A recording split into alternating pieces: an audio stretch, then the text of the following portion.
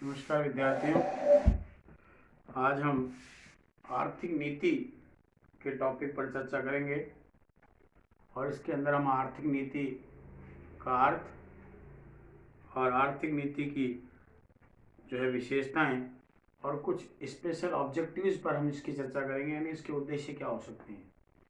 देखिए, किसी भी देश के विकास के लिए नीतियों का निर्धारण करना अत्यंत आवश्यक होता है और ऐसी स्थितियों में आर्थिक नीतियां सबसे महत्वपूर्ण स्थान रखती है, क्योंकि इस प्रकार की नीतियों के माध्यम से कोई भी राष्ट्र अपना आर्थिक विकास जो कर सकता है।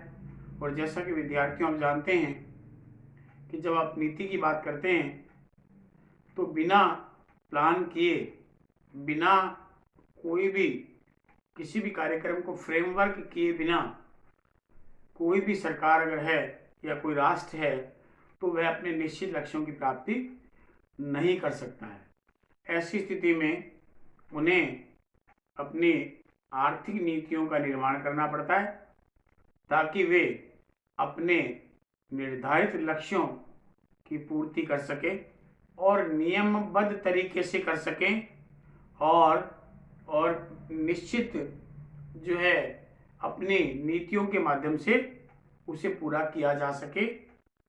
तो अगर हम आर्थिक नीति के अर्थ के बारे में अगर हम चर्चा करें तो ये दो अलग अलग शब्दों से बना हुआ है, एक है आर्थिक और दूसरा नीति।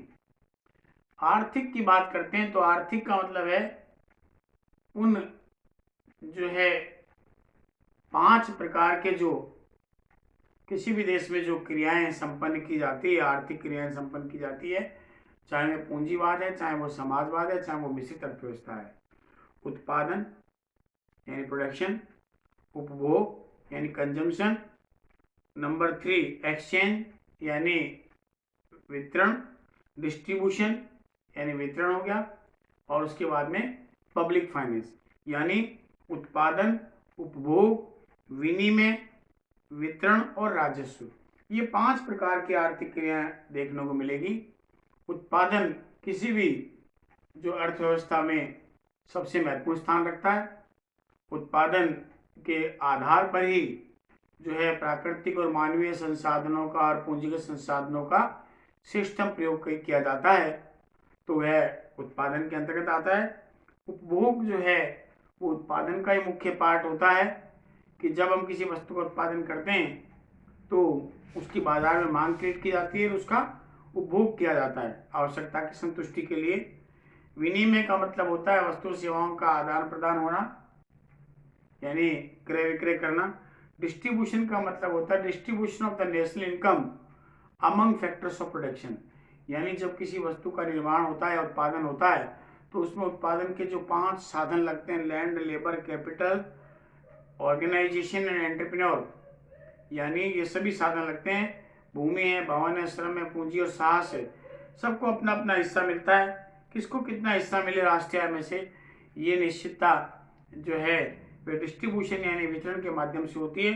और राजस्व एक बहुत बड़ा विषय सरकार का, जिसमें सरकार अपनी कर नीति, जिसको आप आय नीति कह सकते हैं, व्यय नीति, ऋण नीति और बजट नीति का निर्धारण करती है, यानी किस प्रकार से करों से पैसा वसूल किया जाए, किस प्रकार से सामाजिक कल्याण के लक्ष्यों को पूरा करने के लिए उसे व्यय किया जाए, बजट में घाटा कम से कम हो ऐसा बजट बनाया जाए, और उसी प्रकार से ऋण नीति इस प्रकार से बनाई जाए कि जिसमें ब्याज दर कम से कम हो। वो ऋण आंतरिक ऋण हो सकता है, वो ऋण बाह्य ऋण भी हो सकता है। तो राजस्व एक बहुत बड़ा विषय है सरकार का, यानी हम यूँ कह दें कि राजस्व से तात्पर्य सरकार के आय और व्यय की जो क्रियाएं हैं, जो है इनकम और जो है एक्सपेंडिचर की, वो हमारा पब्लिक फाइनेंस के अंतर्गत आता है। तो आर्थिक का मतलब आर्थिक क्रियाओं से है, जिसमें आपका उत्पादन, उपभोग, विनिमय, वितरण और राजस्व आता है। दूसरा आता नीति। नीति का क्या मतलब है? नीति का मतलब एक गाइडलाइन, यानी एक पथ प्रदर्शक कह दें, मार्गदर्शक कह दीजिए। जब सरकार अपनी नीति बनाती है तो निश्चित तौर पर उस नीति को बनाने का जो उद्देश्य होता है वो लक्ष्यों की प्राप्ति करना होता है। जो भी सरकार ने अपने लक्ष्य रखे हैं, जैसे कृषि विकास को पूरा करना है, औद्योगिक विकास को पूरा करना है, लघु एवं कुटीर उद्योग को पूरा करना है, व्यापार वाणिज्य का विकास करना है, तो उसके लिए जो भी टारगेट विकास की गति वगैरह जो निर्धारित की जाती है उसको पूरा करना है। तो उसके लिए कोई ना कोई गाइडलाइन होनी चाहिए। तो इसका मतलब निश्चित लक्ष्यों की प्राप्ति के लिए एक बनाई गई जो दिशा निर्देश हैं, जो एक गाइडलाइन है, एक मार्गदर्शन जो दिया जा रहा है, उसे नीति का नाम दिया जाता है। और अगर हम दोनों को जोड़ दें तो इसका तात्पर्य आर्थिक नीति वह नीति होती है जो उद्योग व्यापार और वाणिज्य से संबंधित निश्चित लक्ष्यों की प्राप्ति हेतु जो है वो क्या करती है, दिशा प्रदान करती है। यानी गाइडलाइन है जो मुख्य रूप से उद्योग व्यापार और वाणिज्य से संबंधित जो भी लक्ष्य हैं उन्हें पूरा करने के लिए जो भी दिशा निर्देश देने के लिए दिशा जो प्रदान करने वाली नीति होती है वो आर्थिक नीति कहलाती है। अगर हम आर्थिक नीति की कुछ विशिष्ट विशेषताओं पर अगर चर्चा करें तो सबसे पहला आता है कि एक आर्थिक नीति एक विस्तृत विचारधारा है। देखिए, आर्थिक नीति को एक विचारधारा के रूप में देखा जाता है क्योंकि एक बहुत बड़ी विस्तृत विचारधारा है। इसके अंदर बहुत प्रकार की आर्थिक नीतियों का, उद्देश्यों का समावेश होता है। सरकार जब आर्थिक नीति तैयार करती है तो एक व्यापक दृष्टिकोण को लेकर करती है ताकि देश का सर्वांगीण विकास हो सके, देश के उद्योग व्यापार और वाणिज्य सभी का एक साथ जो विकास हो सके। नंबर 2 है गाइडलाइन के बारे में कि एक प्रकार से आर्थिक नीति गाइडलाइन एक दर्शन है कि जो लक्ष्य निर्धारित कर लिए सरकार ने, चाहे वो पिछड़े क्षेत्रों का विकास करना है, चाहे औद्योगिक क्षेत्र का विकास करना है, चाहे वह कृषि क्षेत्र का विकास करना है, व्यापार वाणिज्य का विकास करना है, आर्थिक असंतुलन को दूर करना है, आर्थिक विषमता को कम करना है, तो बहुत सारे उद्देश्य हो सकते हैं। तो उसके लिए एक पथ प्रदर्शक का कार्य जो है वो आर्थिक नीति के द्वारा किया जाता है। फिर ये कॉम्प्रिहेंसिव जो है वर्ड है, ये एक विस्तृत शब्द के रूप में देखा जाता है आर्थिक नीति को। आर्थिक क्यों? क्योंकि आर्थिक नीति में बहुत सारी नीतियां आती है।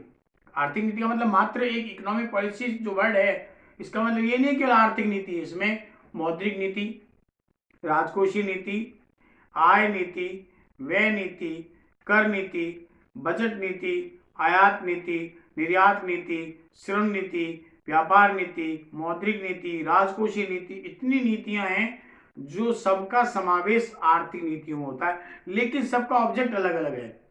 अगर औद्योगिक नीति बनाई है तो औद्योगिक विकास के लिए, राजकोषीय नीति बनाई है सरकार के आय और व्यय से संबंधित नीति है, अगर मौद्रिक नीति बनाई है तो अर्थव्यवस्था में मुद्रा प्रसार और मुद्रा संकुचन को रोकने के लिए बनाई गई नीति है, श्रम नीति बनाई गई है तो लेबर वेलफेयर के लिए नीति होती है, व्यापार नीति तो व्यापार को बढ़ावा देने के लिए, विदेशी व्यापार नीति है तो विदेशी व्यापार को बढ़ावा देने के लिए बनाई गई है। तो जितनी नीतियां हैं उसके सबके ऑब्जेक्ट अलग अलग होते हैं। इसका मतलब है कि आर्थिक नीतियों में जो है एक कॉम्प्रिहेंसिव है, जिसके अंदर एक वर्ड है जिसमें सभी को जो है सामने सम्मिलित किया जाता है। उसके बाद में कोऑर्डिनेशन अमंग पॉलिसी, देखिए एक दूसरे की पूरक होती है, समन्वय स्थापित करना बहुत जरूरी होता है। तो आर्थिक नीतियों का जो विशेषता मतलब जिसकी होती है, मुख्य विशेषता ये भी है कि एक दूसरे में समन्वय पाया जाता है, क्योंकि एक नीति जब बनाई जाती है तो निश्चित तौर पर वे किसी न किसी दूसरी नीति को निश्चित तौर पर प्रभावित करती है। इसलिए आर्थिक नीतियों की विशेषता होती है कि इन सभी नीतियों में आपस में क्या होता है, समन्वय पाया जाता है। उसके बाद एक टूल ऑफ जो है अचीव द सर्टेन ऑब्जेक्टिव, इसलिए आर्थिक नीति को एक उपकरण के रूप में देखा जाता है, टूल के रूप में देखा जाता है कि आर्थिक नीति एक ऐसा उपकरण है जिसके आधार पर कोई भी देश की केंद्रीय सत्ता, जो भी अथॉरिटी है, जो भी सरकार है जिसके अधीन पूरा राष्ट्र जो चल रहा है, वो अपने निश्चित लक्ष्यों को क्या कर सकता है, प्राप्त कर सकता है। उसके बाद में इसका आता है गाइडलाइन फ्रॉम एडमिनिस्ट्रेटर, जो भी आर्थिक नीतियां बनाई जाती है वो किसी ना किसी रूप में प्रशासन के द्वारा या प्रशासनिक आधार पर उसे किसी ना किसी रूप में निर्देशित किया जाता है, क्योंकि जो नीति बनेगी तो किसी न किसी के माध्यम से उसे पूरा करवाना पड़ेगा। जैसे अगर मौद्रिक नीति बनी है तो किसी न किसी माध्यम से होगा, तो कौन करेगा, उसके अंदर जो भी प्रशासन है, एडमिनिस्ट्रेटर है, उनका बहुत बड़ा रोल होता है और उनके द्वारा ये किया जाता है। उसके बाद में इसके अंतर्गत आता है कि certain programme and specific objectives. आर्थिक नीति के अंतर्गत जो है एक निश्चित कार्यक्रम निर्धारित किया जाता है, किस लिए? निश्चित लक्ष्यों को प्राप्त करने के लिए। जैसे मान लीजिए सरकार ने लक्ष्य प्राप्त जो है किया कि हमें विकास करना है, आर्थिक विकास की दर को बढ़ाना है, तो आर्थिक विकास की दर को बढ़ाना ऑब्जेक्ट है, तो उसके लिए सरकार को अपना इन्वेस्टमेंट प्लान बनाना पड़ेगा, बचत को बढ़ाना पड़ेगा, विनियोग को बढ़ाना पड़ेगा। और जब विनियोग को बढ़ाया जाएगा तो धीरे धीरे लोगों को रोजगार वगैरह मिलेगा, आय बढ़ेगी, बचत बढ़ेगी और इस प्रकार से धीरे धीरे आर्थिक विकास की जो है वो गति तेज हो जाएगी। और उसके बाद में effective from social and political policy. जो आर्थिक नीतियां होती है वो सामाजिक और आर्थिक नीतियों से प्रभावित होती है, क्योंकि जो भी सरकार सत्ता में है वो अपनी नीतियां बनाती है, कि अपनी अपनी अलग अलग नीतियां बनाती है कि हम ये करेंगे, हम ये करेंगे, उनके अपने पैरामीटर हम देश के लिए ये करेंगे, वो अपने निर्धारित वो करती है। और उसी प्रकार सामाजिक नीतियां भी होती है कि समाज को कैसे, समाज के कमजोर वर्गों को कैसे ऊपर उठाया जाए, समाज के लोगों को किस प्रकार से एजुकेशन वगैरह दी जाए, समाज के लोगों को कम दर पर अच्छे मकान कैसे आवंटित किए जाएं, समाज के लोग कमजोर वर्गों को कैसे मेडिकल फैसिलिटीज यानी हेल्थ फैसिलिटीज वगैरह जो है वो किस प्रकार से उपलब्ध करवाई जाए। इसका तात्पर्य ये है कि इनका प्रभाव भी आर्थिक नीतियों पर आता है, यानी जो भी आर्थिक नीति बनाई जाती है वो सामाजिक और राजनीतिक जो इनकी नीतियां हैं उनको देख करके ही, उनके आधार पर ही आर्थिक नीतियों का निर्माण किया जाता है। तो ये कुछ सर्टेन इसके फीचर्स थे। अब हम इसके ऑब्जेक्टिव्स पर चर्चा करेंगे। देखिए, कोई भी राष्ट्र जब अपने आर्थिक नीतियों का निर्माण करता है तो निश्चित तौर पर उसके कोई उद्देश्य तो स्वाभाविक है, और बिना उद्देश्य के कोई भी आप नीति का निर्माण कर लीजिए उसका कोई अस्तित्व नहीं रह जाता। इसलिए जहां तक हम बात करते हैं इसके what are the main objectives of economic policy in the any country, तो सबसे पहला आता है इंक्रीज इकोनॉमिक डेवलपमेंट, आर्थिक विकास को गति देना। प्रत्येक राष्ट्र के आर्थिक नीति का उद्देश्य ये होता है कि वह आर्थिक विकास की दर को बढ़ाए, यानी ओवरऑल इकोनॉमिक डेवलपमेंट को बढ़ाए। इसके लिए वह उद्योग, व्यापार, वाणिज्य और अर्थव्यवस्था के अन्य जो क्षेत्र है, कृषि उद्योग वगैरह, उन सबको बढ़ाने का प्रयास जो है वो किया जाता है। तो इसका उद्देश्य क्या होता है? ओवरऑल इकोनॉमिक डेवलपमेंट करना होता है। उसके बाद है प्लान डेवलपमेंट। देखिए, विकासशील देशों की ये विशेषता होती है कि डेवलपमेंट थ्रू 5 प्लान, यानी वो इकोनॉमिक प्लानिंग के माध्यम से जो है अपना विकास करते हैं। यानी तो ऐसी स्थिति में एक नियोजित नीति को बना करके किया जाता है। तो आर्थिक नीति का उद्देश्य ये होता है कि नियोजन के माध्यम से आर्थिक विकास किया जाए। और नियोजन का मतलब है जिन कुछ क्षेत्रों को प्राथमिकता के आधार पर अधिक मात्रा में संसाधन उपलब्ध करवा करके उनके लक्ष्य को निर्धारित करके उन निश्चित लक्ष्यों को निश्चित अवधि में प्राप्त करने का प्रयास जो है वो सरकार के द्वारा किया जाता है। उसके बाद है डिक्लाइन इन इकोनॉमिक कंसंट्रेशन। आर्थिक, देखिए जैसे कि आप जानते हैं विकासशील देशों की विशेषता है कि पूंजी कुछ ही लोगों के हाथों में कंसंट्रेट होकर रह जाती है, सिमट कर जाती है। धनी और धनी हो जाता है, गरीब और गरीब हो जाता है। आर्थिक नीति का उद्देश्य ये है गरीब लोगों को फंडामेंटल फैसिलिटी, मूलभूत सुविधाएं उपलब्ध करवा करके जो दोनों के बीच में जो गैप हो रहा है पूंजीपति वर्ग और श्रमिक वर्ग के बीच में, उसको धीरे धीरे कम करने का प्रयास जो वो किया जाता है। फिर एक coordination in public and private sector. अगर हम भारतीय अर्थव्यवस्था की बात करें तो Indian economy is the mixed economy है, जहाँ पर सरकार और निजी क्षेत्र दोनों मिलकर के कार्य करते हैं। ऐसी स्थिति में वहां पर आर्थिक नीति का उद्देश्य क्या है? सरकारी क्षेत्र और निजी क्षेत्र दोनों में समन्वय स्थापित करना, ताकि दोनों कंधे से कंधा मिला करके देश के विकास के लिए कार्य जो वो कर सके। उसके बाद में अगला जो इसका ऑब्जेक्ट होता है वो ये है to progress backward and the poor section of the society.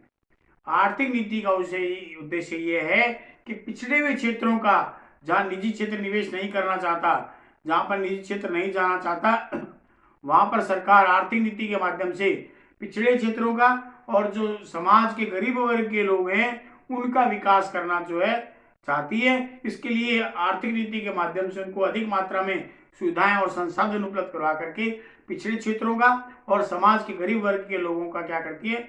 विकास करना भी इसका लक्ष्य होता है। उसके बाद है रैपिड एग्रीकल्चर डेवलपमेंट। देखिए भारत एक कृषि प्रधान अर्थव्यवस्था है, और अगर हम भारतीय अर्थव्यवस्था के संदर्भ में आर्थिक नीति का उद्देश्य देखें तो हम कहेंगे कि तीव्र गति से कृषि का विकास करना जो है लगातार। हम लगातार वर्षों से अगर हम देख रहे हैं, देश की आज़ादी के बाद में आज हमने कृषि में एक आत्मनिर्भरता प्राप्त की है और लगातार हम विकास कर रहे हैं। तो तीव्र आर्थिक विकास को गति देना, कृषि विकास की दर को बढ़ावा देना, ये आर्थिक नीति का जो है मुख्य उद्देश्य है। उसके बाद में to attain the full employment level, पूर्ण रोजगार के लक्ष्य को प्राप्त करना प्रत्येक राष्ट्र का एक सपना होता है, एक प्रकार से मैं ये कह दूं, क्योंकि किसी भी परिस्थिति में पूर्ण रोजगार के लक्ष्य को प्राप्त करना बड़ा मुश्किल होता है। तो क्यों?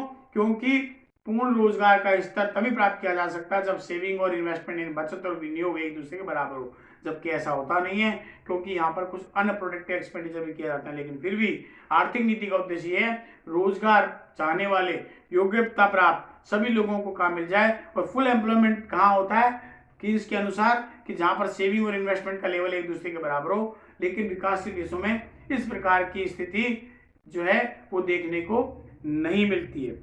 उसके बाद है to maintain the economic stability, आर्थिक नीति का उद्देश्य जो इकोनॉमिक फ्लक्चुएशंस आते हैं अर्थव्यवस्था में, तेजी मंदी के जो दौर हैं उनको दूर करना होता है। इसके लिए मौद्रिक नीति बनाई गई है।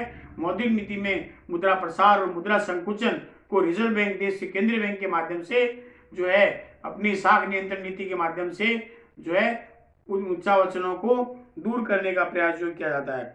आर्थिक नीति का उद्देश्य सामाजिक न्याय भी होता है। समाज के सभी वर्ग को, गरीब वर्ग को, पिछड़े वर्ग को उनको न्याय मिले, इनके लिए सरकार क्या करती है, अधिक मात्रा में आर्थिक संसाधन उनको उपलब्ध कराए जाते हैं। उनके लिए विभिन्न प्रकार की, अलग अलग प्रकार की फैसिलिटी, सुविधाएं को मुहैया कराई जाती है ताकि सामाजिक न्याय के लक्ष्य को प्राप्त कर सके। और अंतिम जो है वो है डेवलपमेंट ऑफ इंफ्रास्ट्रक्चर। किसी भी देश के आर्थिक विकास के लिए आधारभूत संरचना का होना, जिसको आप आधारभूत ढांचा कहते हैं, उसका होना परम आवश्यक है। जिसके अंदर हमारा क्या आता है, विद्युत आपूर्ति आती है, हमारी सिंचाई आती है, ट्रांसपोर्टेशन आता है, बैंकिंग आता है। इन सब के बिना हम किसी भी देश के विकास की कल्पना भी नहीं कर सकते। इसलिए आर्थिक नीति का उद्देश्य ये भी होता है कि कोई भी राष्ट्र जो है अपनी जो फंडामेंटल आर्थिक संरचना, जिसको अंध संरचना भी कह सकते हैं, आधारभूत ढांचा भी कह सकते हैं, उसे विकसित करने का प्रयास जो वो किया जाता है। तो विद्यार्थियों, इस प्रकार से जो है आर्थिक नीति जो है एक निश्चित लक्ष्यों को प्राप्त करने के लिए बनाई गई है ताकि उस देश में के उद्योग, व्यापार जो है, वाणिज्य का व्यापक विकास किया जा सके।